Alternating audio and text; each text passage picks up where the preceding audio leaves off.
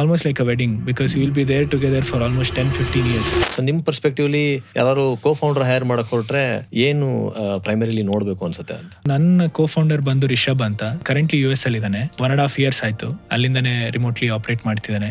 ನಾವು ಇನಿಷಿಯಲಿ ಅವ್ನು ನಂದು NIE ಕಾಲೇಜಲ್ಲಿ ಜೂನಿಯರ್, 3 years ಜೂನಿಯರ್ ಇದ್ದ. ಅವ್ನು ಆಮೇಲೆ ಮಾಸ್ಟರ್ಸ್ ಮಾಡಿದಕ್ಕೆ US ಹೋದ, ಅಲ್ಲೇ ವರ್ಕ್ ಮಾಡ್ತಿದ್ದ. ಮೇನ್ ಥಿಂಗ್ ನಾನು ಅವನು ಜೊತೆಗೆ ಸೇರ್ಬೇಕಾದ್ರೆ ನಾವೇನ್ ನೋಡಿದಂದ್ರೆ ಇಬ್ರಿಗೂ ಗೆಟಿಂಗ್ ಥಿಂಗ್ಸ್ ಡನ್ ಆಟಿಟ್ಯೂಡ್ ಇದೆ. ಟಾರ್ಗೆಟ್ ಸೆಟ್ ಮಾಡ್ಕೋತೀವಿ, ಅದ್ ಮಾಡ್ಲೇಬೇಕು. ಆ ಆಟಿಟ್ಯೂಡ್ ಸ್ಟ್ರಾಂಗ್ ಆಗಿದೆ. ಮತ್ತೆ ಹಸಲ್ ಮೈಂಡ್ ಸೆಟ್ ಇಬ್ರಿಗೂ ಇದೆ. ಓಪನ್ ಟು ಫೀಡ್ಬ್ಯಾಕ್ ಇದೀವಿ. ಈಗ ನಾನ್ ಸರ್ಟನ್ ಥಿಂಗ್ಸ್ ಶೇರ್ ಮಾಡಿದ್ರೆ ಅವನು ಓಕೆ, ಈ ತರ ಡಿಫ್ರೆಂಟ್ ಪರ್ಸ್ಪೆಕ್ಟಿವ್ಸ್ ಇರುತ್ತೆ ಇಬ್ರಿಗೂ. ಅಲ್ಲಿ ಈಗೋ ಕ್ಲಾಶಸ್ ಆಗೋದು ಅದೆಲ್ಲ ಜಾಸ್ತಿ ಇರುತ್ತೆ. ಆದ್ರೆ ನಾವು ಅದಕ್ಕೆ ತುಂಬಾ ಓಪನ್ ಇರಬೇಕು.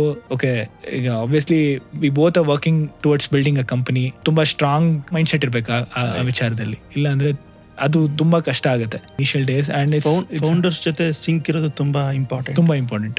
And it's like almost like a wedding because you will be there together for almost 10-15 years. Right. So it's a very long journey. I mean ಬೇರೆ ಎಲ್ಲಾನು ಟಿಕ್ ಮಾರ್ಕ್ ಆಗ್ಬೇಕಂತ ಇಲ್ಲ. ಲೈಕ್ ಅವ್ರ ಪರ್ಸ್ಪೆಕ್ಟಿವ್ಸ್ ಗಳು ಬೇರೆ ಇರುತ್ತೆ, ಎಷ್ಟೋ ವಿಚಾರದಲ್ಲಿ ನಮ್ದು ಬೇರೆ ಇರುತ್ತೆ. But we have to come towards a common point.